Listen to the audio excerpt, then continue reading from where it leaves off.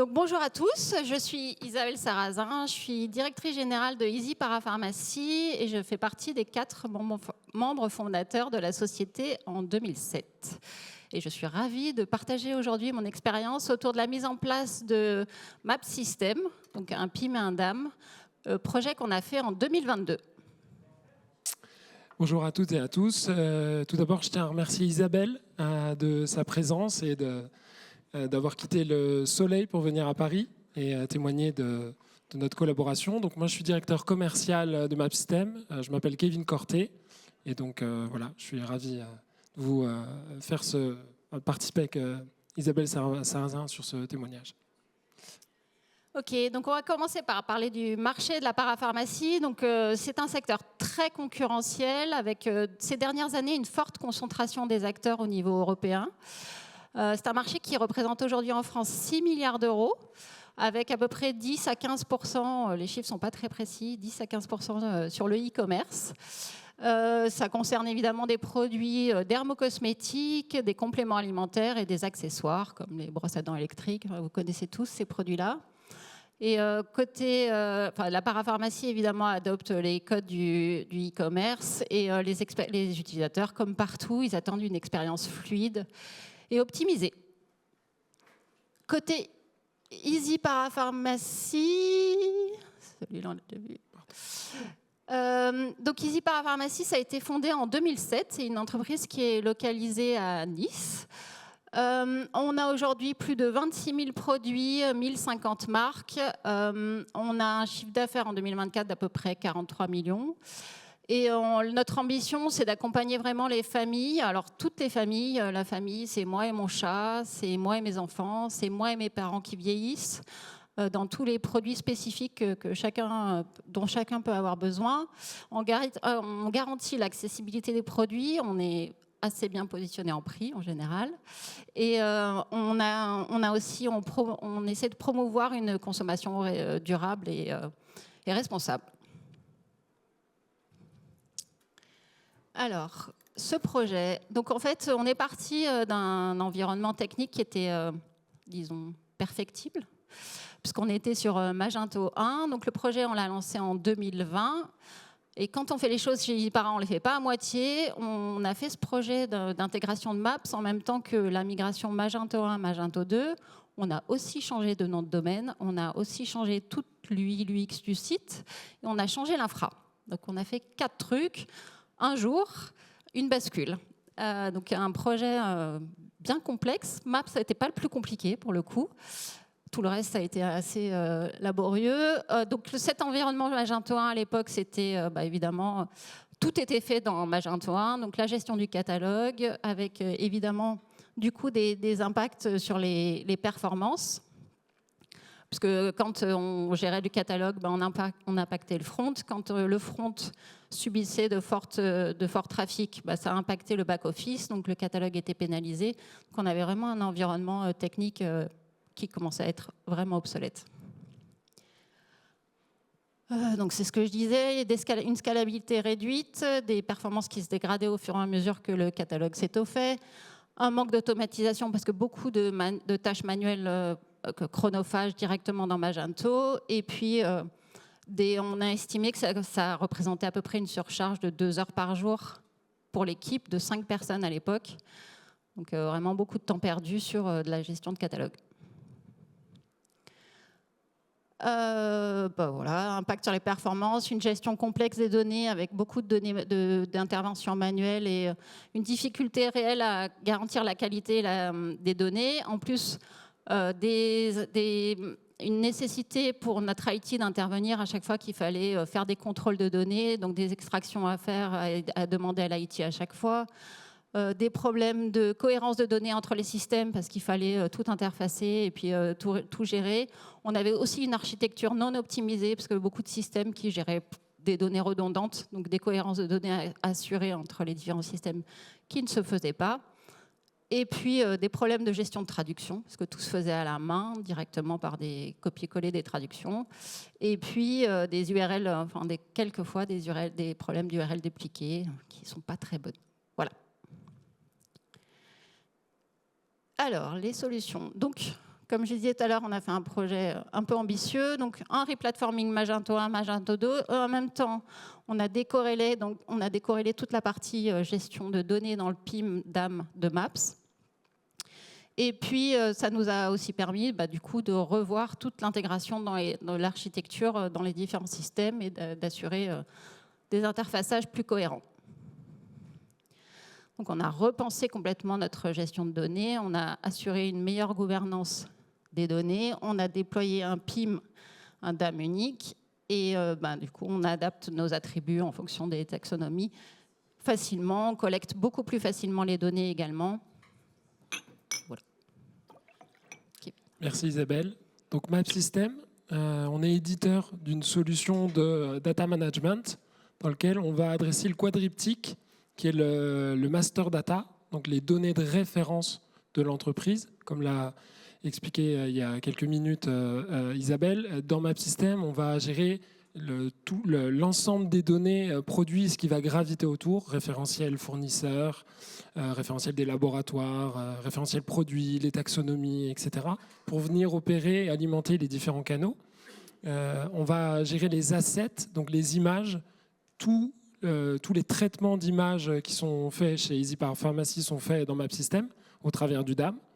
Les données PIM, donc là on rentre vraiment dans de manière micro comment est-ce qu'on décrit une brosse à dents, comment est-ce qu'on décrit une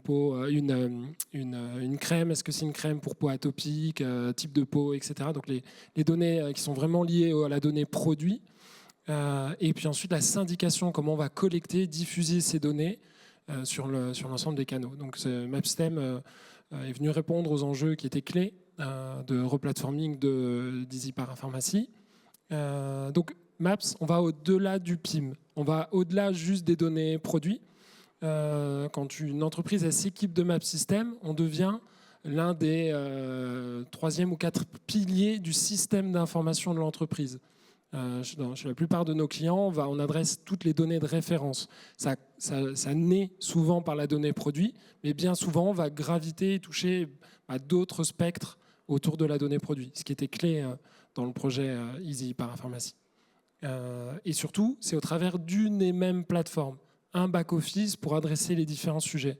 Et comme l'a dit Isabelle, les équipes, les employés d'EasyPower Pharmacy, ils sont pas payés pour être experts de MapSystem ou experts d'une solution, mais pour délivrer un service, une expérience à des clients, des consommateurs et développer du chiffre d'affaires, de la marge et de la rentabilité. Donc la solution, elle permet dans un même back-office d'adapter et d'embarquer l'ensemble des équipes. Donc il y a des gains aussi de prise en main, formation, etc.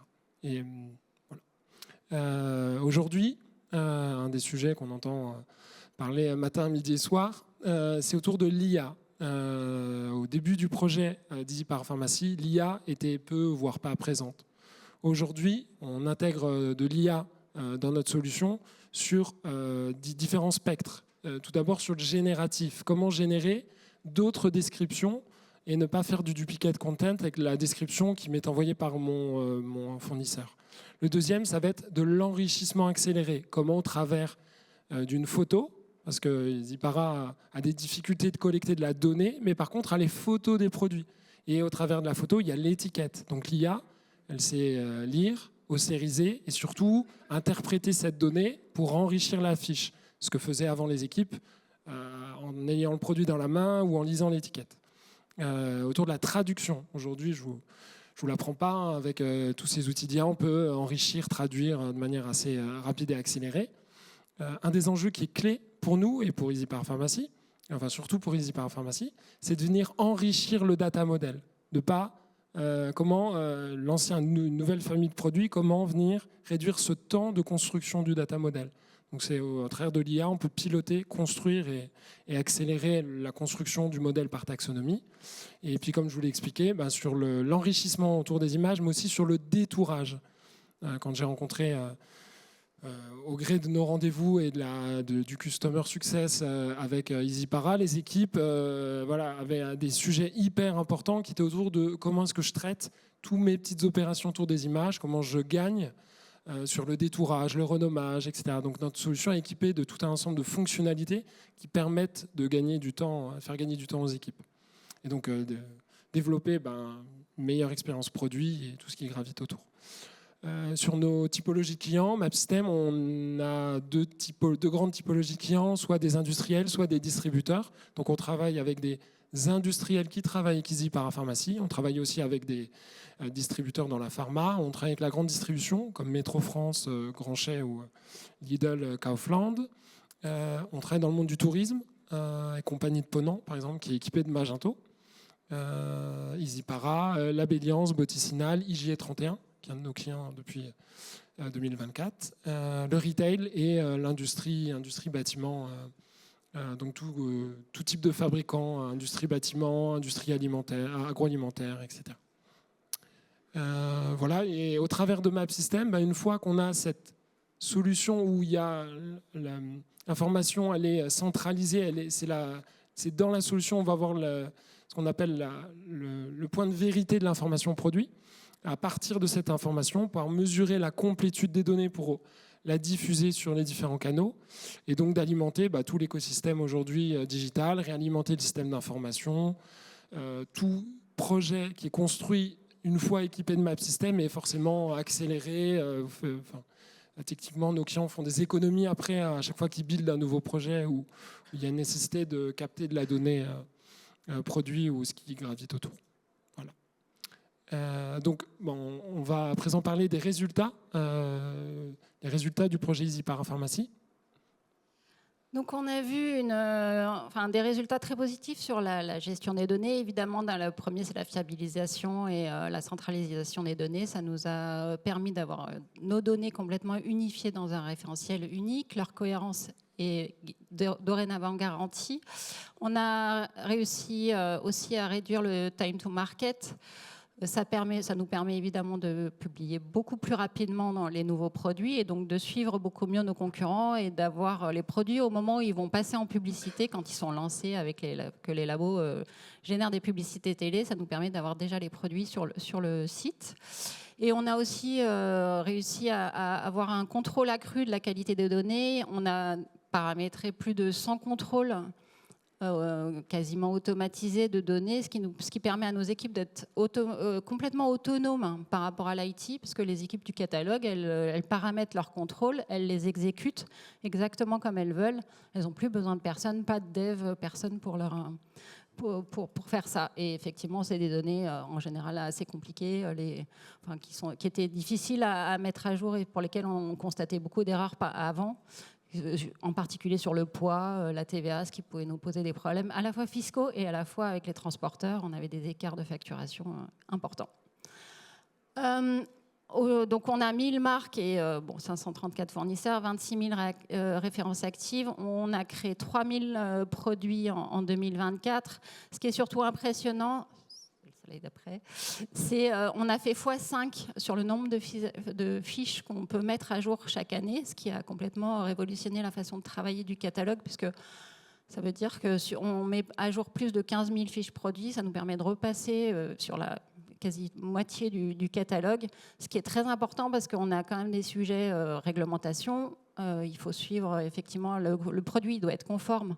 C'est des produits de parapharmacie, ils doivent être conformes en termes de composition. Donc, c'est très important qu'on puisse garantir à nos clients qu'ils vont recevoir le produit qui est exactement conforme à la présentation sur le site. Ça nous permet d'avoir moins de retours clients aussi, et moins de retours au service client avec des plaintes des clients que le produit ne correspond pas ni au visuel ni à la composition qu'ils avaient choisie.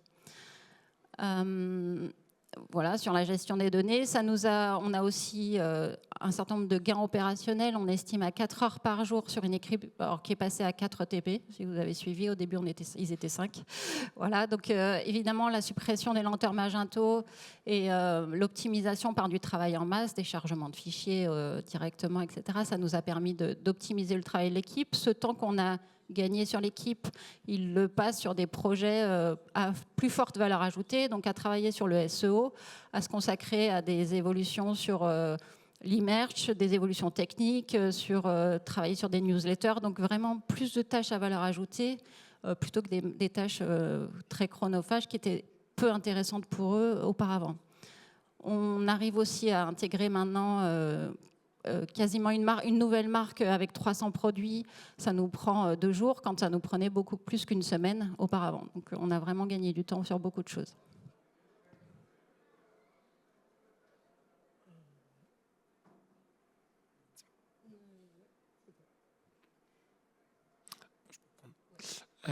Donc l'excellence e-commerce, le retour d'expérience donc de Easy Parapharmacie et d'Isabelle, c'est la solution a permis d'optimiser l'expérience client, donc d'améliorer la qualité des fiches qui sont en ligne, d'améliorer les facettes, le moteur de recherche et tout ce qui va comporter l'expérience de l'internaute, et donc forcément d'améliorer le taux de conversion. Un sujet qui était clé aussi pour Isabelle sur toute la phase de build et de lancement de projet, c'était d'accélérer aussi le time to market. Comme nous l'a dit Isabelle, l'embarquement d'un nouveau fournisseur se fait maintenant de manière rapide et accélérée, et également de manière qualitative. Avant, en gros, la mise en ligne des fiches produits, l'enrichissement au fur et à mesure pouvait être chronophage et être assez difficile. Donc, comme on a pu le voir, la traduction, elle est aujourd'hui simplifiée de manière semi-automatique ou automatique dans la solution, avec ou pas de l'approbation. Et puis, ils ont une capacité à embarquer des nouvelles marques, des nouveaux marchés, des nouveaux sujets autour de la solution. Ce que n'a pas dit Easy Parapharmacie, c'est qu'ils ont plusieurs stores dans leur Magento. Et donc, au travers de cette solution, pilotent tout un ensemble de stores autour de Magento. Forcément, ils ont allégé leur back-office, donc amélioré les temps de réponse et limiter le risque d'impacter le back-office de Magento, ce que vous pouviez avoir sur Magento 1. Et pour finir, de la gestion multivisuelle, donc d'aller enrichir de plus en plus la fiche autour du visuel. Aujourd'hui, un consommateur en ligne, le premier truc qu'il regarde, à part le prix, c'est la photo du produit. On n'achète plus un câble électrique sans avoir la photo du produit.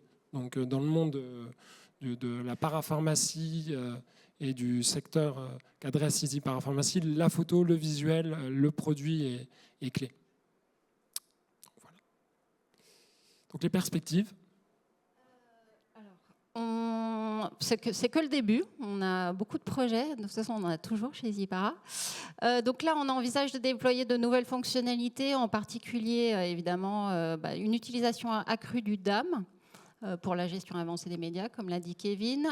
Et aussi, on commence à introduire, comme tout le monde, l'IA. Et donc l'IA au travers de Maps, qu'on a choisi de travailler avec Maps sur la partie IA, parce qu'on ne faisait pas jusque-là. Voilà, on va tester de nouveaux marchés grâce à la traduction automatique. Aujourd'hui, on a utilisé DeepL et on va pouvoir se passer de DeepL et passer directement avec Maps et son IA. On va aussi travailler sur l'automatisation des processus, en particulier sur la transformation des images, qui va nous faire gagner énormément de temps. Parce qu'aujourd'hui, transformer une image, ça prend entre 5 et 15 minutes à l'équipe. On en a 3000 par mois à modifier, donc je vous laisse faire le calcul. Avec l'IA, ça se fait en masse et ça se fait quasi instantanément. Donc on attend encore beaucoup d'évolution et beaucoup de productivité sur cette équipe catalogue. Et surtout, ce qu'on veut, c'est les faire sortir des tâches vraiment manuelles, répétitives, qui n'ont aucun intérêt, pour les faire passer sur du travail de contenu, sur du travail intéressant et sur du travail vraiment à valeur ajoutée. Et puis évidemment, l'utilisation de l'IA aussi pour générer des descriptions riches, pour travailler sur le contenu et améliorer notre contenu et gagner en SEO, évidemment. Merci Isabelle. Merci beaucoup à tous les deux. Il restait 40 secondes au timer. C'est parfait. Vous avez été parfait. Merci à vous. C'est le moment des questions-réponses. Si vous en avez encore, n'hésitez pas. Levez la main, on fait passer un micro.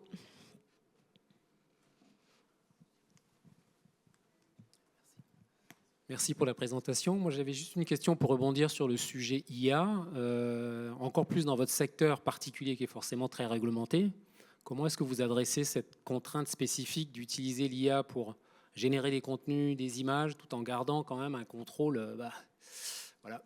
Alors de toute façon, il y a un contrôle, mais il y a aussi, on a la possibilité aussi de mettre des références au texte réglementaire et de contrôler les termes qu'on a le droit d'utiliser, les termes qu'on n'a pas le droit d'utiliser. Donc on oriente aussi l'IA avec la réglementation qui est décrite en fait dans des documents qu'on a en interne, puisque le catalogue en a besoin aussi. Mais de toute façon, il y a forcément un repassage par l'équipe catalogue derrière pour relire et vérifier les fiches. Ça, c'est obligatoire. Merci beaucoup. Une autre question? Pour Isabelle ou pour Kevin? Oui, tout au fond.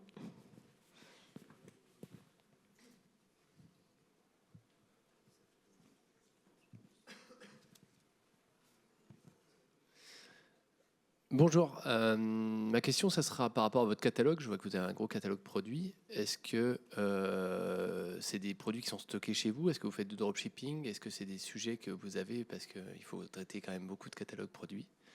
Et la deuxième, ça sera sur la diffusion. Est-ce que vous ne diffusez que sur votre Magento? Est-ce que vous vendez sur d'autres canaux de vente? Alors, je vais répondre dans l'ordre.